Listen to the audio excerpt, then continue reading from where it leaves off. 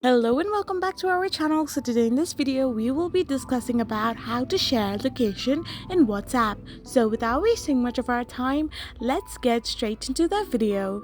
So first and foremost, all you need to do is simply tap open your WhatsApp app. So once you open your WhatsApp, you will end up in this page. Just simply tap on any of the chats you want to share location with, and there you can find a paperclip like emoji. So simply tap on the paperclip icon, and once you tap on it, you can find the location option. So simply tap on location and tap on share live location, send your current location or any of the nearby places which are available to be shared. So once you choose the place, it will automatically be sent to the person that you are chatting with. I hope you found this video helpful, so don't forget to hit that subscribe button and do give us a thumbs up. We will be back again with these informative videos.